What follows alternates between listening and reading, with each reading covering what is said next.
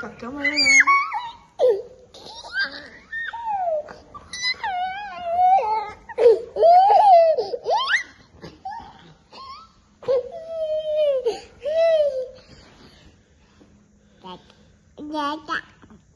Cake ಬೇಕಂತೆ happy birthday to you ಮಾಡವ happy to you ಮಾಡವ ಹೌದಾ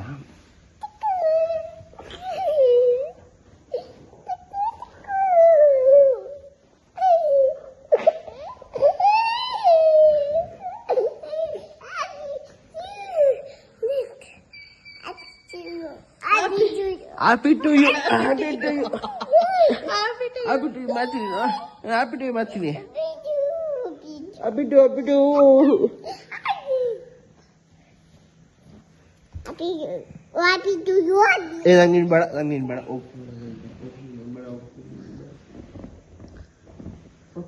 Yo, Shavani. Mama, yang guspirtan tos pudwa. Ehita. Bada angol bada. Tos apa? Bada. Dosa ಬೇಸಿಟ ಹೇಳವ idli ಎದಳವ ಮಾಮ ಅಲ್ವಾ happy to you ಮಾಡಿದಳವ ಇದಳೆದಳು ಹ್ಯಾಪಿ ಟು ಯು ಮಾಡಿದಳು ಬೇಗ ಬೇಗ ಎದಳು ಜಂಪ ಮಾಡಿದಳು ಆದ್ಮೇಲೆ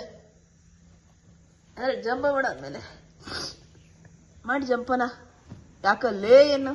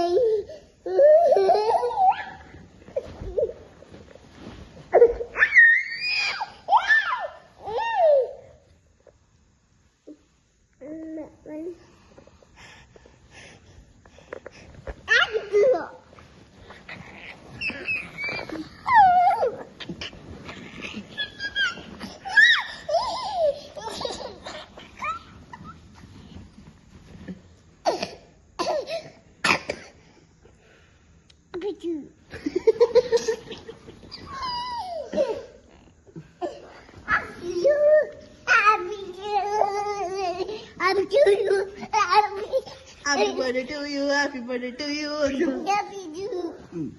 Gabba nama. Kolka. ಹೌದಾ ಮಾತಾಡ ಕೊಡ್ಕ ಮಾತಾಡಬೇಡ ಅನ್ನು ಬೇಕಿಲ್ಲ ಅನ್ನು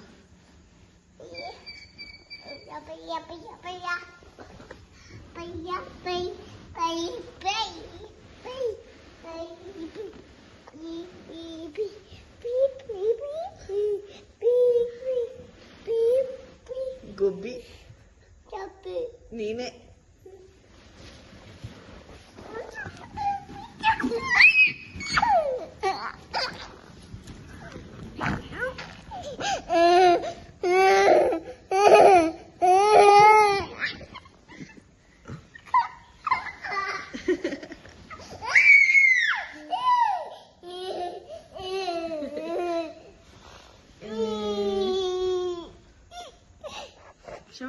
ಶ್ರವಣಿ ಯಾಕೋ ಸಂತೂನು ಐ ಲವ್ ಯು ಮಾಡು ನೀನು ಐ ಲವ್ ಯು ಮಾಡು ಐ ಲವ್ ಯು ಮಾಡು ಹ್ಯಾಪಿ ಬರ್ಡೇ ಟು ಯು ಆಗೋಯ್ತು ಈಗ ಓಕೆ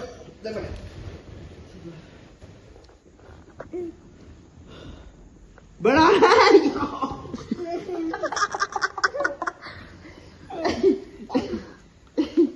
ಏನ್ ಕಡಿದೀನ ಇದ್ಕಡೆ ಕೂತಾರ ಜಾಸ್ತಿನ ತರ ಜಾಸ್ತಿನ ಏಯಪ್ಪ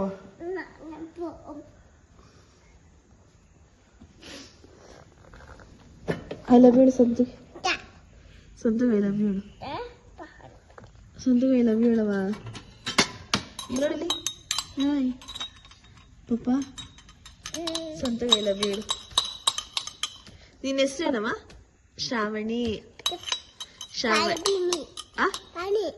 ಶ್ರಾವಣಿ ಇಯ್ಯ ಪಾನಿ ಪಾನಿ ಬೇಕಾ ಪಾನಿ ಬೇಕಾ ಮತ್ತೆ ಶ್ರಾವಣಿ ಸಂತೂನ್ ಪಾನಿ ಬೇಕಾ ಸಂತೂನ್ ವಸಂತ ವಸಂತ ವಸಂತ ಅಣ್ಣ ಫ್ರೆಂಚ್ ಫ್ರೈ ಹಾಕು ಏನಾದ್ರು ಬಿಸಿ ಬಿಸಿ ಅಡಿಗೆ ಮಾಡಾಕಿ ಇವತ್ತು ಸುಸ್ತಾಗ್ತದ ಯಾಕೋ ಬಚ್ಚ ತಣಿ ಅನ್ನೋದಿದ್ದಲ್ಲ ಈಗ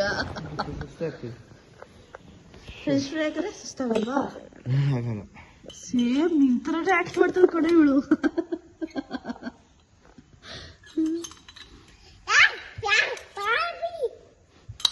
ಪಾನಿ ಕುಡಿತಾಳಂತೆ